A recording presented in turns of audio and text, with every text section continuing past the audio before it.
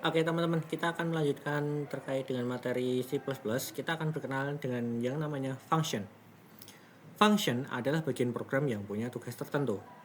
Function ini digunakan supaya kode tidak panjang dan bisa dipakai secara berulang-ulang. Ibaratnya seperti mesin kecil di dalam program utama. Struktur dasar dari function itu dimulai dengan tipe data, kemudian diikuti dengan nama functionnya. Setelah itu, di dalam function itu nanti akan berisi kode-kode yang akan dijalankan. Oke, misal contohnya seperti berikut. Kita bisa membuat sebuah function sapa yang di dalamnya akan menampilkan sebuah teks "Halo, selamat belajar C++". Kemudian kita bisa memanggilnya dengan menuliskan sapa seperti itu, nama functionnya. Oke, untuk lebih jelasnya kita akan akses melalui website program. Oke, dalam website Programmis itu kita biasa menuliskan program di dalam int main. Ini kan, yang ini. Ini kita sebut sebagai fungsi utama. Kita akan membuat sebuah fungsi sapa, teman-teman. Fungsi sapa. Untuk tipe datanya, karena dia tidak akan mengembalikan apa-apa, tidak mereturn apa-apa, kita menggunakan void. Void sapa. Untuk tipe data akan Bapak jelaskan setelah ini ya. Oke. Dia akan mengembalikan sebuah tampilan teks. Menampilkan sebuah tampilan seperti berikut. Halo, Sri Kandi STC. Oke, kita kasih endline. Oke, untuk memanggilnya kita bisa memanggilnya dengan seperti ini, sapa, seperti ini. Oke, kita coba jalankan. Dia akan menghasilkan teks berupa halo Sri Kandi STC. Oke, kita bisa memakainya juga secara berulang-ulang. Misal seperti ini, dia akan menghasilkan tulisan halo Sri Kandi STC sebanyak 3 kali. Oke, itu untuk function permulaannya. Kita akan belajar lebih jauh lagi terkait dengan function. Kita akan berkenalan dengan jenis-jenis function. Jenis function itu dibagi menjadi beberapa. Ada yang perlu parameter dan ada yang perlu return atau nilai balik. Misalnya seperti yang kita buat tadi, dia tidak menghasilkan return apa-apa. Oke. Untuk lebih jelasnya, kita bisa coba dengan function yang menggunakan parameter atau dia memerlukan suatu inputan. Oke. Misal di sini kita ubah menjadi seperti berikut. Halo, nama. Nama ini berupa string.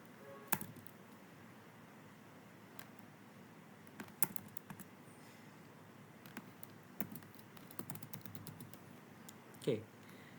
Function ini berubah menjadi sebuah function yang memerlukan suatu parameter.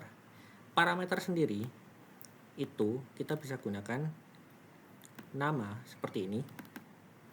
Dia tipe datanya yaitu string. Kita tuliskan untuk variabel namanya di sini. Oke.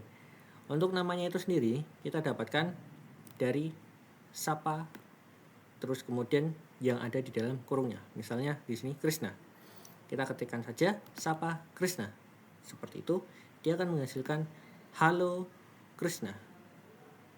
Oke, itu untuk yang perlu parameter. Kita akan belajar lebih jauh lagi terkait dengan tipe data dari function itu sendiri, teman-teman.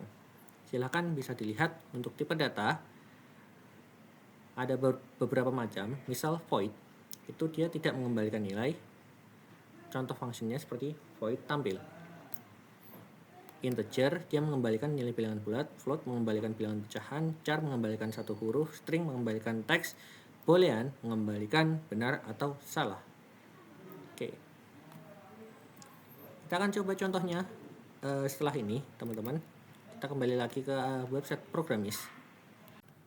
Oke, sekarang kita buka untuk aplikasi Programmisnya. Kita coba sebuah function, di mana untuk function ini merupakan function dari void. void itu dia tidak mengembalikan nilai. Coba diperhatikan baik-baik teman-teman. Di sini dia cuma menampilkan sebuah teks seperti itu, halo selamat belajar C++. Kita memanggil void-nya dengan menuliskan nama fungsinya saja teman-teman. Kita jalankan, dia akan menuliskan halo selamat belajar C++. Oke, sekarang kita akan lihat terkait dengan penggunaan function jika mengembalikan return suatu nilai dan dia juga memerlukan suatu parameter teman-teman. Oke, di sini adalah function integer. Jadi dia akan mengembalikan bilangan bulat. Kalau kalian tanya mengembalikannya itu gimana, dia perlu menuliskan return A plus B, integernya seperti ini. Oke. Kemudian kita bisa memanggilnya melalui fungsi utama integer main. Memanggil integer main dengan hasil tambah. Dia akan mengeluarkan di code ini, dia akan mengeluarkan hasil 5 tambah 3, yaitu berapa?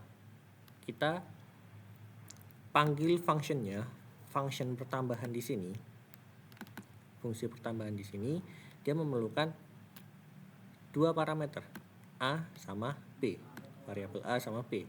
Kita masukkan di dalam functionnya ini teman-teman. Kemudian setelah dijalankan, 5 dan 3 ini, 5 akan menjadi A, 3 menjadi B, kemudian di return A plus B seperti ini. Dia akan mengembalikan nilai berupa penjumlahan begitu teman-teman. Seperti ini. Oke. Nah, kalau kalian tanya lagi, misal kalau untuk pengurangan bisa saja pengurangan 5 dikurangi 3 kayak gitu, kita buat function baru kalau gitu teman-teman. T pengurangan int A int B, kemudian kita return A dikurang B kayak gitu. Oke, kita buat menjadi pengurangan. Kita coba jalankan sekarang, hasilnya seperti berikut teman-teman. Nah, dia hasil pengurangan ini untuk teks ini dia didapatkan dari sini ya teman-teman. Sedangkan untuk pengurangannya dia untuk hasil pengurangannya dia didapatkan dari fungsi pengurangan yang ada di sini teman-teman. Oke, di return A kurang B, hasilnya kayak gitu, langsung dilempar ke sini teman-teman. Oke, itu untuk yang integer. Kita akan beralih ke untuk yang float. Float dia akan mengembalikan nilai berupa bilangan pecahan. Di return di sini luas lingkaran 3,14 dikali jari-jarinya dikali jari-jari kuadrat. Oke, dia membutuhkan parameter berupa R, tipe datanya float. Oke, kita tuliskan fungsinya di sini teman-teman. Luas lingkaran yaitu 7 untuk R-nya nanti. Nah, dia akan memanggilnya di sini parameternya, kemudian digunakan di dalam codingannya, di dalam kodenya. Langsung dilemparkan ke return kayak gini. Hasilnya adalah seperti berikut teman-teman. Oke, kayak gitu ya. Kemudian untuk char sama aja, dia akan mengembalikan suatu nilai saja teman-teman. Misal nilai huruf dari 82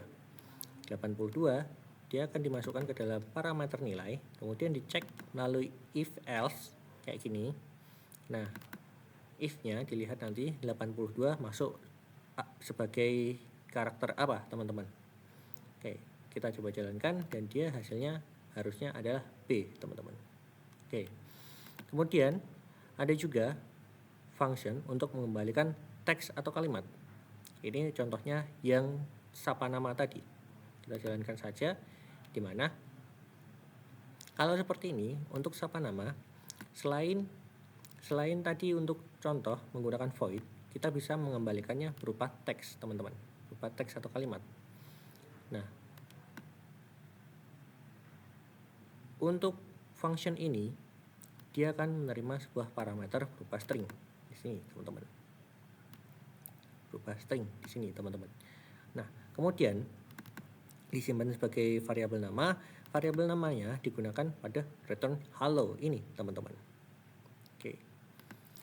Nah, yang terakhir adalah fungsi boolean. Sama saja seperti tadi.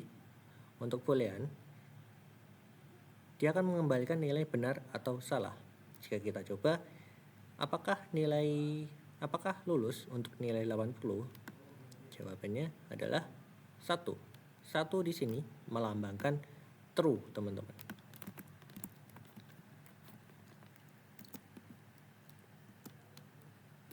Satu sebagai true dan 0 sebagai false. Kayak gitu ya, teman-teman. Bisa dipelajari terlebih dahulu untuk contoh-contohnya yang sudah Bapak sebutkan ini tadi. Silahkan dipelajari terlebih dahulu ya, teman-teman. Oke, teman-teman. Sekarang materi tambahan di mana jika di sini untuk parameter itu tidak berupa string saja kayak gitu. Misal ada campuran kayak gitu, apakah bisa? Kita coba lihat di sini untuk hasilnya. Jika kita run, maka akan error, teman-teman.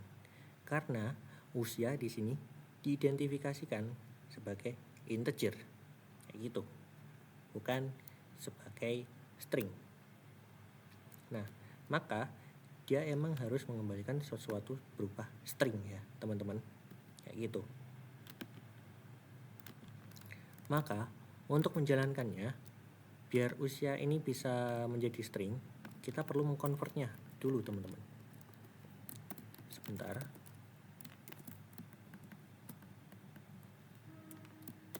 Dia perlu kita convert to string seperti itu. Oke, sorry, sepertinya ada kesalahan teknis sebentar. Oke, maaf tertunda di sini, teman-teman. Kita lihat di sini, dia menggunakan tanda plus sebagai penghubungnya, bukan tanda kurang dari. Maka kita juga perlu menambahkannya sebagai plus seperti ini. Dan hasilnya adalah seperti berikut ini, teman-teman. Halo Krisna, usia kamu adalah 25, seperti itu. Oke, itu saja untuk tambahannya. Silahkan dipelajari. Kalau ada sesuatu yang tidak paham, silahkan chat ke Bapak saja ya. Sampai bertemu di project kita.